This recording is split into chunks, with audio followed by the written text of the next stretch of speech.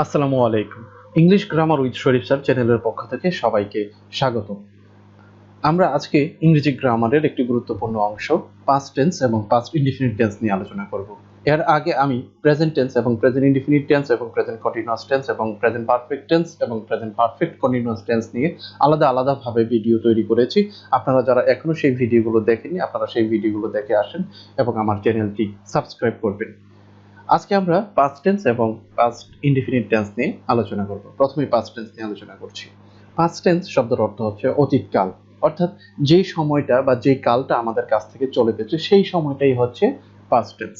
অর্থাৎ অতীতকালের কোনো কাজ বোঝাতে পাস্ট টেন্স ব্যবহৃত হয়। কোনো একটা কাজ যখন আমাদের কাছ থেকে চলে যায়, যে সময়টা আমাদের কাছ থেকে চলে যায় সেই সময়টাই হচ্ছে পাস্ট টেন্স। আর পাস্ট টেন্সকে চার ভাগে ভাগ করা হয়। Number 1 past indefinite tense, number 2 past continuous tense, number 3 past perfect tense, number 4 past perfect continuous tense। আমরা ধারাবাহিকভাবে প্রত্যেকটা আলাদাভাবে ক্লাস তৈরি করব। আশা করি আপনারা আমাদের সাথেই থাকবেন। আজকে আমরা past indefinite tense নিয়ে আলোচনা করব। past indefinite tense আমরা প্রথমেই শব্দটার ব্যাখ্যা করে আসি। পাস্ট শব্দের অর্থ হচ্ছে অতীত, ইনডেফিনিট শব্দের অর্থ হচ্ছে অনির্দিষ্ট, আর টেন্স শব্দের অর্থ হচ্ছে সময়, অর্থাৎ অতীতকালের অনির্দিষ্ট সময়। অর্থাৎ যখন আমরা কোনো কাজ করেছি, আমরা এখানকার শব্দগুলো থেকেই পাস্ট ইনডেফিনিট টেন্স বলতে কি বোঝায় সেই জিনিসটা বুঝতে পারবো। অর্থাৎ অতীতকালে কোনো একটা কাজের অনির্দিষ্ট সময়কে বোঝাবে। অর্থাৎ যে টেন্স দ্বারা অতীতকালে অনির্দিষ্টভাবে কোনো কাজ করা হয়েছিল বোঝায়। এখানে এই বিষয়টা আমাদের কাছে খুব ভালোভাবে মনে রাখতে হবে যে হয়েছিল, এই কথাটা আমাদের মনে রাখতে হবে। এবং অতীতের কোনো অভ্যাসকে বোঝায়, তাকে পাস্ট ইনডেফিনিট টেন্স বলে। এখানে দুইটা বিষয় আমাদের মনে রাখতে হবে। একটা হচ্ছে অনির্দিষ্টভাবে করা হয়েছিল এবং অতীতের কোনো অভ্যাস। এই তিনটা বিষয় যদি আমরা মনে রাখি তাহলে পাস্ট ইনডেফিনিট টেন্স আমরা খুব সহজে মনে রাখতে পারবো। আমরা একটা উদাহরণে চলে যাই, যেমন I went to the market, আমি বাজারে গিয়েছিলাম। এখানে আমার যে কাজটা বাজারে যাওয়া, সেই বাজারে যাওয়ার কাজটা এখন অতীত হয়ে গেছে, সেজন্য সেটা পাস্ট টেন্স। কিন্তু অতীত হয়ে গেলেও সেই কাজটা আমার কখন হয়েছিল, আমি কখন বাজারে গিয়েছিলাম, এটা কিন্তু বোঝা যায় না। এখানে সময়টা অনির্দিষ্ট, সেই জন্য এই টেন্সটাকে বলা হয় পাস্ট ইনডিফিনিট টেন্স। আমরা আরেকটা উদাহরণে যাই, হি এট রাইস, সে ভাত খেয়েছিল। তার কাজটা হচ্ছে এখানে ভাত খাওয়া। এই খাওয়ার কাজটা অতীত হয়ে গিয়েছে, সেই জন্য সেটা পাস্ট টেন্স। কিন্তু যেহেতু ওইটা অতীত, সেই জন্য সেটা পাস্ট টেন্স। কিন্তু তার খাওয়ার কাজটা কখন হয়েছিল সেটা কিন্তু বোঝা যায় না, এই জন্য সেটা পাস্ট ইনডিফিনিট টেন্স। নিচের উদাহরণটিতে দেখা যায় দে প্লেড ক্রিকেট, তারা ক্রিকেট খেলেছিল। এখানে তাদের যে ক্রিকেট খেলার কাজটি, এটাও অতীত হয়ে গেছে, সেজন্য সেটা পাস্ট টেন্স।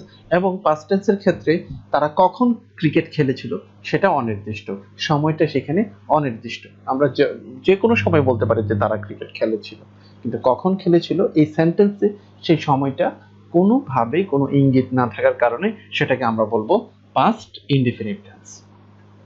আশা করি আমরা সবাই পাস্ট ইনডিফিনিট টেন্স এখন ধরতে পারবো।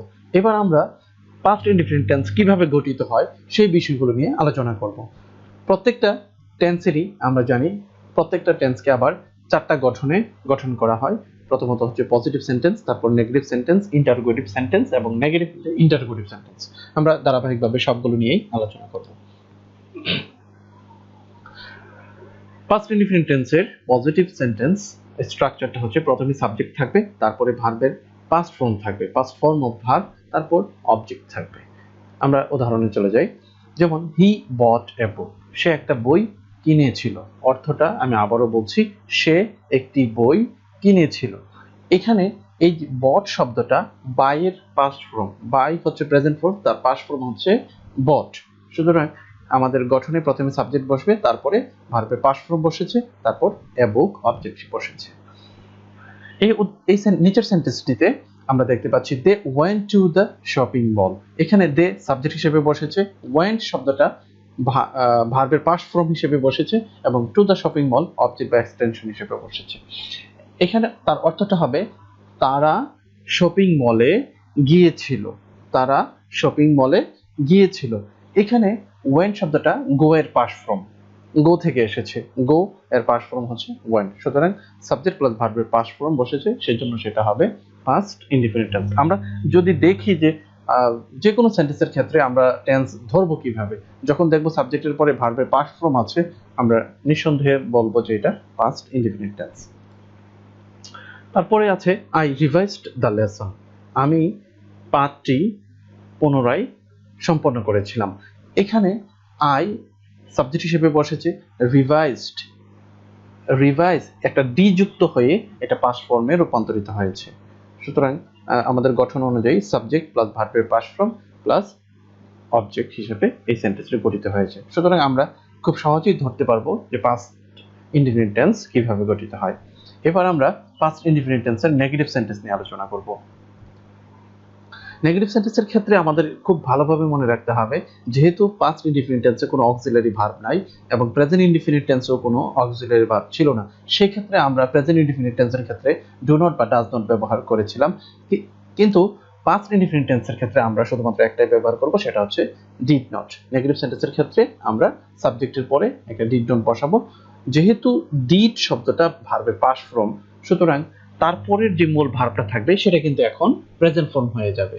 আর যখন আমরা পজিটিভ সেন্টেন্স গঠন করব তখন কিন্তু ভার্বটা থাকবে পাস্ট ফর্মে, কিন্তু যখনই আমরা এটাকে নেগেটিভ করে ফেলবো তখন সেটা হয়ে যাবে প্রেজেন্ট ফর্ম হয়ে যাবে, এবং সর্বশেষে আমরা অবজেক্টটা বসাবো।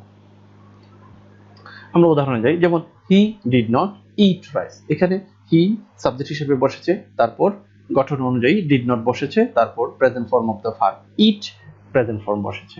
মূলত এটা পাস্ট ফর্ম হচ্ছে এট, কিন্তু যেহেতু এখানে ডিড নট ব্যবহৃত হয়েছে সেই জন্য এটা ইট হয়ে গেছে, প্রেজেন্ট ফর্ম হয়ে গেছে, তারপর অবজেক্ট রাইস বসেছে।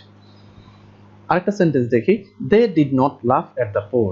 এখানে দে সাবজেক্ট হিসেবে বসেছে, তারপর ডিড নট বসেছে, লাফ শব্দটা ভার্বের প্রেজেন্ট ফর্ম হিসেবে বসেছে, এবং এট দ্য পোর অবজেক্ট বা এক্সটেনশন হিসেবে বসেছে।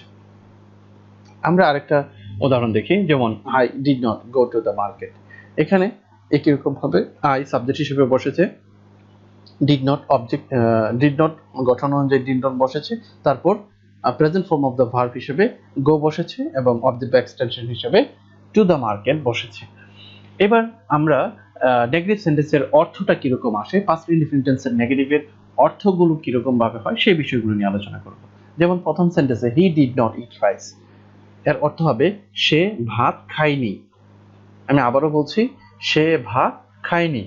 দে ডিড নট লাফ এট দ্য পোর, তারা গরিবদের দেখে হাসিনি। I did not go to the market, আমি বাজারে যাইনি। এরকম অর্থ আসবে।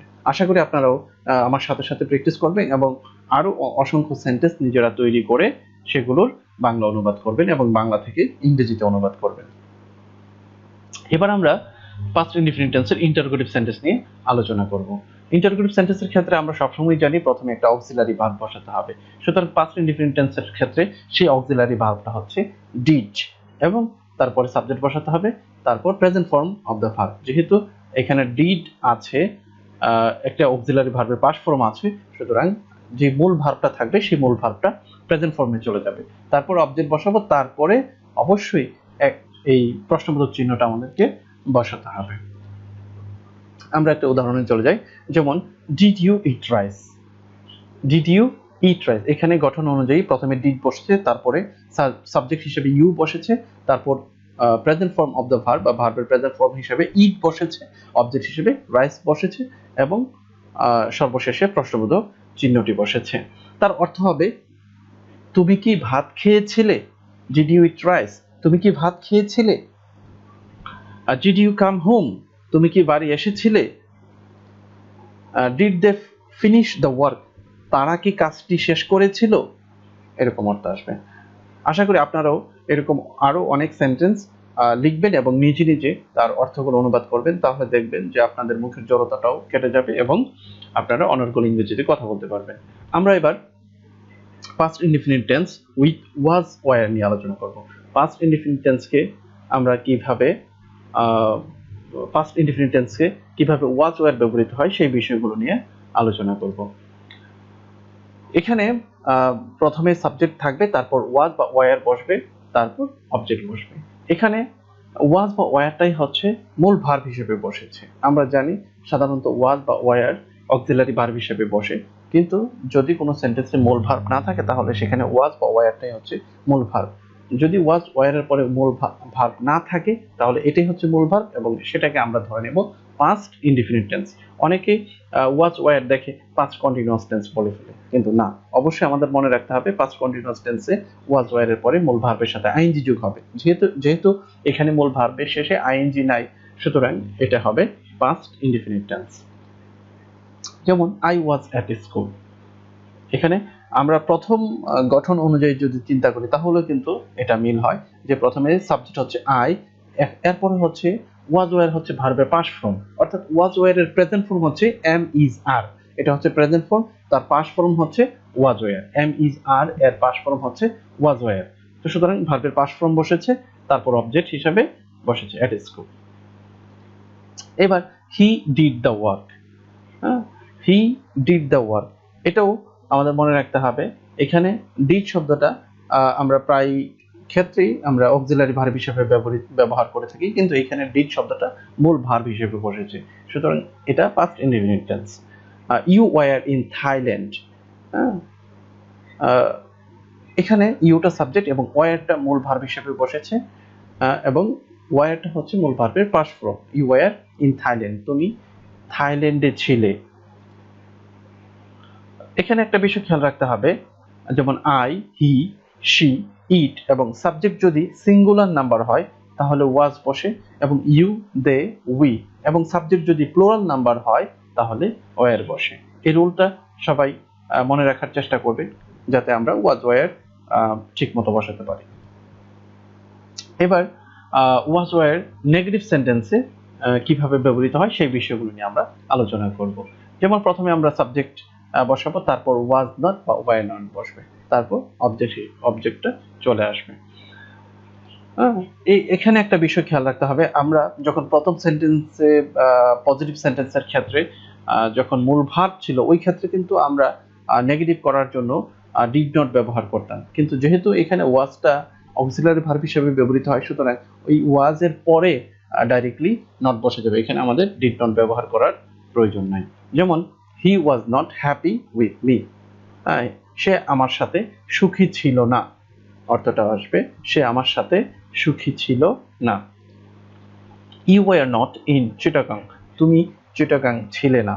You were not in Chittagong, তুমি চিটাগাং ছিলে না। শি ওয়াজ নট সিক, সে অসুস্থ ছিল না।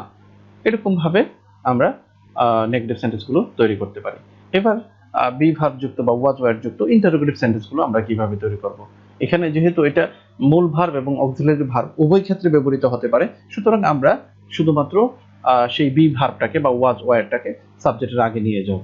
প্রথমে ওয়াজ ওয়ার বসে যাবে, তারপর সাবজেক্ট বসবে, তারপর অবজেক্ট, তারপর নোট অফ ইন্টারোগেশন বা প্রশ্নবোধক চিহ্ন ব্যবহার করতে হবে। যেমন ওয়ার ইউ ইন আফ্রিকা, তুমি কি আফ্রিকা ছিলে, তুমি কি আফ্রিকায় ছিলে। ওয়াজ শি সিক, সে কি অসুস্থ ছিল। ওয়ার ইউ মাই ফ্রেন্ড, তুমি কি আমার বন্ধু ছিলে, এরকম অর্থ আসবে। আশা করি আপনারা সবাই এরকম ভাবে সেন্টেন্স তৈরি করবেন এবং নিজে নিজে প্র্যাকটিস করবেন। এক নজরে আমরা 4 ধরনের পাস্ট ইনডিফিনিট টেন্স বাংলায় দেখব, যে পাস্ট ইনডিফিনিট টেন্সকে 4টা গঠনে আমরা কিভাবে বলতে পারি বাংলায়। যেমন আমি ভাত খেয়েছিলাম, এই সেন্টেন্সটা হাবোধক, এটাকে যদি আমরা নেগেটিভ করি তাহলে কি হবে, আমি ভাত খাইনি। আর এটাকে যদি আমরা ইন্টারোগেটিভ করতে চাই তাহলে হবে আমি কি ভাত খেয়েছিলাম, সরি এখানে খেয়েছি উঠেছে, এটা হবে খেয়েছিলাম। আমি আন্তরিকভাবে দুঃখিত, আপনারা আশা করি আমার কথাটা বুঝতে পেরেছেন। আমি কি ভাত খেয়েছিলাম। এটাকে যদি আমরা নেগেটিভ ইন্টারোগেটিভ করি তাহলে হবে আমি কি ভাত খাইনি, আমি কি ভাত খাইনি। আশা করি এই 4টা গঠন আপনারা ভালোভাবে বুঝতে পেরেছেন, এবং এই 4টা গঠনকে আবার আমরা ইংরেজিতে কিভাবে লিখতে পারি সেই বিষয়টা নিয়ে একটু আলোচনা করব। যেমন আই এট রাইস, আমি ভাত খেয়েছিলাম। I did not eat rice, আমি ভাত খাইনি, negative sentence. Did I eat rice, আমি কি ভাত খেয়েছিলাম, interrogative sentence. Didn't I eat rice, আমি কি ভাত খাইনি, নেগেটিভ ইন্টারোগেটিভ সেন্টেন্স। এইভাবে আমরা একটা সেন্টেন্সকে 4টা সেন্টেন্সে রূপান্তর করতে পারি এবং অসংখ্য সেন্টেন্স আমরা তৈরি করতে পারি এবং অনেক বেশি চর্চা করতে পারি। সবাইকে অসংখ্য ধন্যবাদ এবং আমার চ্যানেলটি সাবস্ক্রাইব করার জন্য অনুরোধ জানিয়ে আজকে এখানেই শেষ করছি। ধন্যবাদ সবাইকে। আল্লাহ হাফিজ।